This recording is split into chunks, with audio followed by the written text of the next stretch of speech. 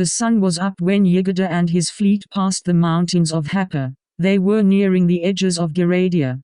Garadia was vast, but their lands were mostly flat, empty and denuded from the immense cutting of trees that they made as timber and sold to the northern Reds and the Bixes. It had several small hills filled with rubber and oak trees that were slowly depleting from immense deforestation. In their inner southern side were small villages whose main source of living was by herding hundreds and thousands of sheep and lambs that they sold to the Garadian sailors and traders for bread, vegetables and wine that they received from the northerners for their timber, rubber, wool, lambs and sheep's meat.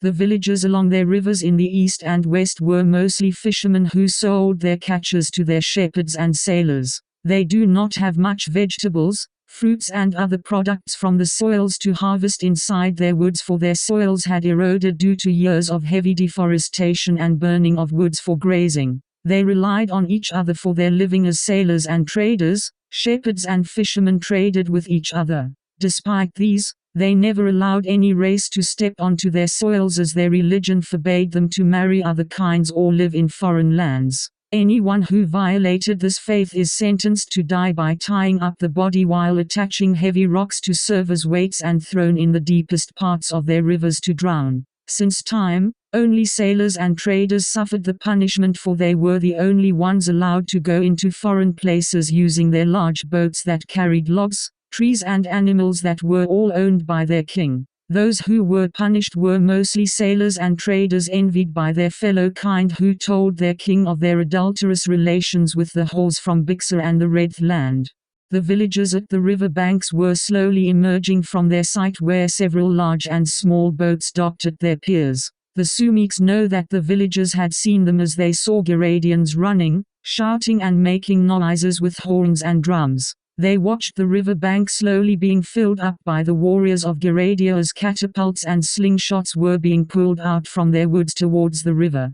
Yegede gave an order and a few ships behind them lowered their sails. A small boat was being winched down to the river, and inside it was Omer and 3 soldiers. They would talk to the Garadians.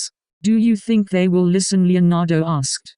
"I don't know. I hope they do. Otherwise, we have no choice but to cross their land by force." They watched Omer's boat sailed slowly towards the shores of the Garadians as their large fleets behind continued to sail slowly southwards. All were maneuvering, taking positions in case Omer and their soldiers were attacked at the river. They were ready to flatten the villagers before them with their specially made slings and catapults loaded with super Kayadus that, though exploding and emitting poisonous fumes like the classic Kayadus found in almost every forest when it hit the ground, it however releases sticky fragments capable of melting metals or any armor. At the river bank, the Garadians were in high tension at the sight of many big war boats on their river from afar. They knew who their uninvited visitors were, but were unsure of their purpose. Their king, Onik, was watching the small boat that was heading towards their shores. He understood the act of the foreigners. "They are sending messengers to talk," he thought as he saw Omer standing tall on the boat while raising and crossing his hands as he waved at the warriors before him. As Omer's boat got near, Onik saw a familiar kind that he knew from the north. He couldn't believe it. There were only a few and rare times that the Garadians see Sumiks plying the great river in the east, but always within the boundaries at Hapa, who were mostly lost fishermen. They were never visited before by armed Sumiks, a kind that they feared from stories of the past, for once they believed to have caused the death of the males. Now, he was seeing them in great numbers and shivered at the thought that they would invade his land. But when he saw Omer's actions as if trying to communicate, he put his fear in reserve, for the soldiers before them were not carrying any arms. Unknown to the king, Omer, though carried no arms, were however carrying a crate of stones that many of them were dying for to have. The Sumiks would buy their way to cross Garadia, for the Nugas and the Vamiths knew them very well, as they told Yegede on how to deal with them peacefully. Leonardo and Yegede saw Omer reach the bank and alighted from the boat as he walked towards the Garadians. Immediately, a few warriors went with drawn swords while the others were aiming their arrows. Omer saw the looks of the warriors, but he was not disturbed, for he saw confused and scared faces than warriors determined to die for their land. Leonardo and Yegida were feeling the tension as they watched the scene from the deck of the boat. Omer began speaking something to the Garadians while two soldiers with him carried the crate and showed its contents to their unprepared host. Leonardo and Yegida were not breathing as they waited. Then, they saw the warriors backing away from Omer while lowering their arms as Onik gave the command for his warriors to stand down. A few moments passed and Omer turned his back at them as he went to the edge of the river raising a red cloth towards the direction of Yegida. Omer succeeded. The Garadians are allowing us to cross their lands. We do not need to sail towards Simphus anymore, Yegida remarked.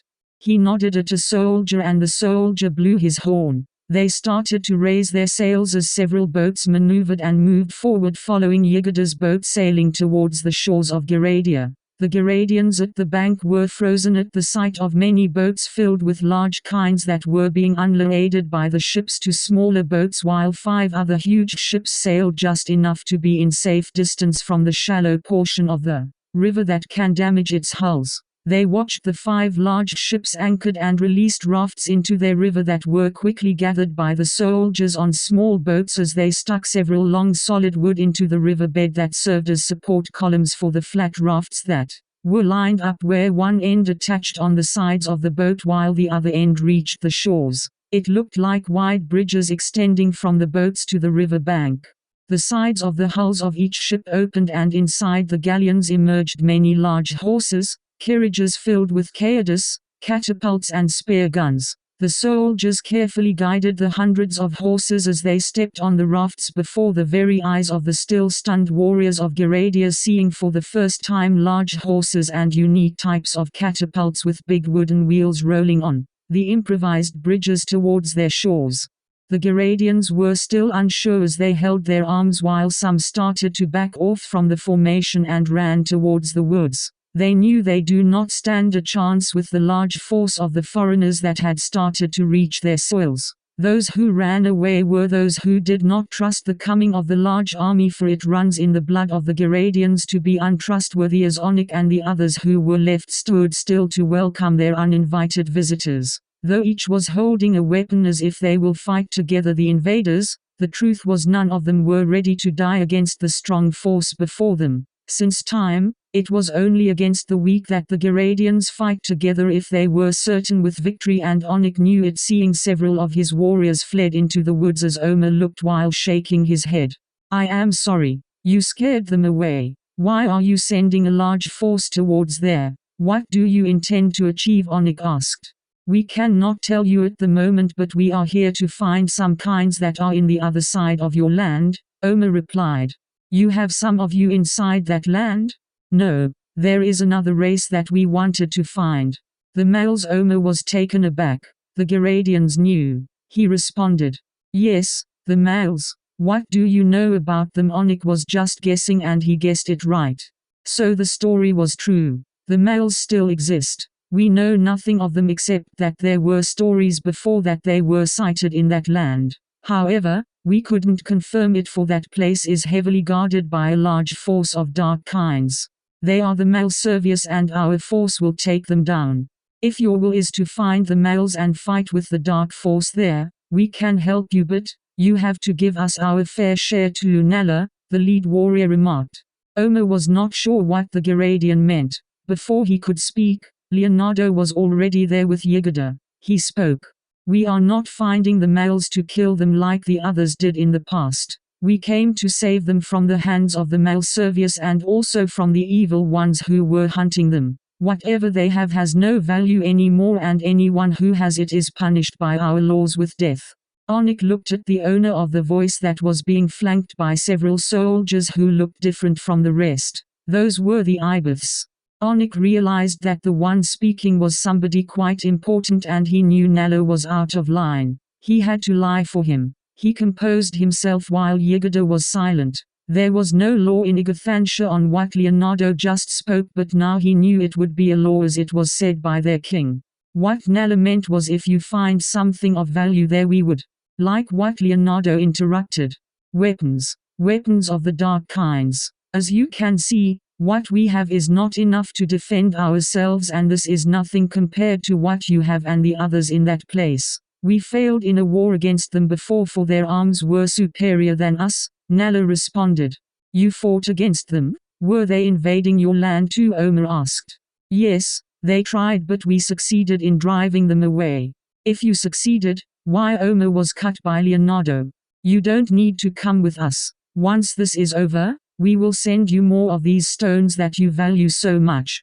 Leonardo was cutting the crap out of Nala. He knew the fight of the Garadians against the Malservius that made the Garadians feared that land. Leonardo looked irritated for the lies he heard, and Onyx sensed this. He gave a stern look at Nala as if asking him to let him do the talking. He tried to change the topic. Why don't you stay here for a moment so we can prepare something for your army before? No thanks. We don't have time. Leonardo interrupted again. He turned his back, looking at the soldier Garadians from afar. They were all holding shields and wearing breastplates, and strapped around their bodies were swords and daggers of different forms. All the time Yegida was just watching Leonardo as he conversed with the Garadians. It was the first time that Yegida saw Leonardo looked annoyed, as if something inside him was raging against the Garadians. He sensed that Leonardo didn't like their host. He didn't know that Leonardo's behavior was influenced by the story of his friend Tatutata against the Garadians, who almost annihilated the race of the Nugas. Several years had passed, and Leonardo felt like the Garadians had not changed and remained as they were, greedy, untrustworthy, and bending to superior kinds. He was feeling that if they fail and go back to Garadia, they would be butchered by them in their woods. For the first time, he felt like destroying the Garadians now. Though he knew he had the power, his mal trait prevailed. He watched as the other soldiers alighted from their boats to the shores, and within moments, the banks of the river of Garadia were filled with Ibeths and Sumik soldiers. Their sheer numbers, their arms and sizes made the Garadians felt uneasy as each began to march into their woods towards the west. A few horses were pulling small boats and canoes, while the others were pulling large catapults and carriages filled with caedas, spears and piles of woods. Onyx sensed that the foreigners were determined to destroy whatever forces laid in the land after their river in the west. As he turned his gaze around, he saw a few Vamoths and Nugas with them. They were staring at the Garadians. At first Onyx thought that the Nugas and the Vamoths were the slaves of the foreigners, but seeing them being carried and loaded carefully by the soldiers in the carriages made them realize that they were friends of the powerful force from the north. The Garadians felt more scared and confused this time, while a few were embarrassed and could not look at the Nugas and the Vamoths. Onyx was amongst them. The Nugas, they are our friends, Leonardo remarked. It was then that Onyx confirmed his intuition. He gave a look at the Garadians, who were all staring at the Nugas and the Vamoths as he bowed his head. He turned around and met the stare of Leonardo and spoke with a melting voice. I apologize for what we've done to your friends in the past. I regret that it happened. You should apologize to them, not to us. You did nothing against us, right? Leonardo cut Onyx off. His words made Onyx silent as he nodded and bowed his head once more. He looked again at the Nugas and the Vamoths, who were also staring at him, seeing him speaking with the king of the Sumiks. He felt his feet moved as he began to head towards the small and shadowed-like lives standing inside the carriages. This perplexed the other Garadians, seeing their king slowly approach their enemies. Nala was speechless and in disbelief. The Nugas and the Vamoths saw a firm body walk towards them with bowed head. He passed Omer and the Ibeths as his feet stepped on the sloping ground where the Nugas and the Vamoths were. They froze, uncertain of what the Garadian would tell them, as Lakhiji glanced at Leonardo, who met his eyes and nodding at them. Before them, the king of the Garadians began to speak with a very compassionate voice. I am Onyx, the king of the Garadians. I came to apologize to all the Nugas and the Vamoths in behalf of the Garadians. I hope that whatever ill will you have against us for our offenses against you in the past be forgiven and buried forever. I desire for Garadia to make peace with you, and for your kinds to consider us as your friends from now on. Onyx stretched his limb and offered his hand to Lakhiji, who was first uncertain. Lakhiji felt the king's sincerity from his eyes, and slowly, he stretched his hand and held the extended hand of Onyx. At this sight, one by one, The warrior Garadians approached the Nugas and the Vamouths. They too shook hands with them, except for Nala, who remained just standing. A pact was sealed with the Garadians, the Nugas and the Vamouths at that moment as Yegida and Leonardo watched from a distance. "What did you say to them?" "Nothing. I just told them to apologize with the Nugas and the Vamouths and not to us. I know a few stories between the Garadians and the Nugas. An old Nuga friend told me about it." "You've done well." "I hope so." "Why? Do you think they are not sincere?" "I don't know. There was an ancient saying that the males told me. A tree that grew up sideways cannot stand straight no matter what, even if you pull it down to its roots and plant its trunk straight up to the sky. It will not stand straight, for the weight of its branches will make the tree bend in time, unless you cut all its branches and let the new ones grow to balance the trunk. Which means, it takes a lot to change one's ways." Onik and the Garadians went back to where Leonardo and Yegida were, and he ordered to return the crate filled with stones to the Sumiks. "Please, take this back.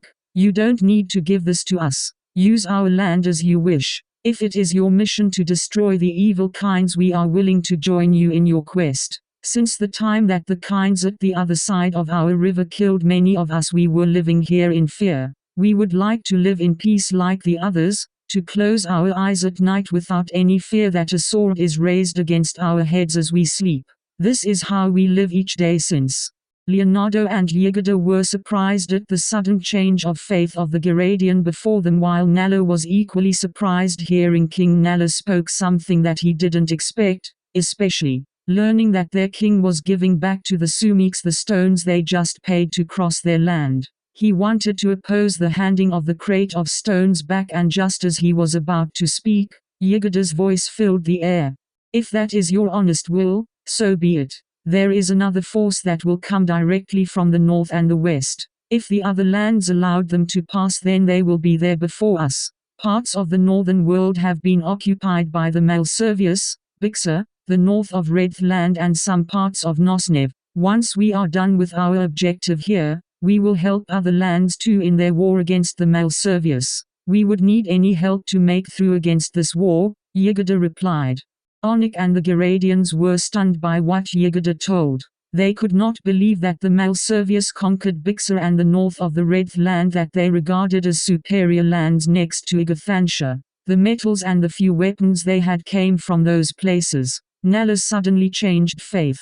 He was lucky to not have said something on the crate, for he would look like an idiot, he thought. "You can count on us. We will join you all throughout if that's what it takes for the Garadians to earn back the trust and confidence of other races. All of us shall be at your disposal." "Very well, you are welcome to join us," Yegida smiling remarked. Onik told his warriors to lead the large army of the Sumiks to their west bank, as each Garadian felt light at the sudden turn of events. While they were uncertain what would happen to them next, the feeling was much better, for they knew that their kind had been liberated from fear with the arrival of the Sumiks. Nala was however unsure. Yegida whispered something to Leonardo, who was watching the Garadians join forces with their soldiers.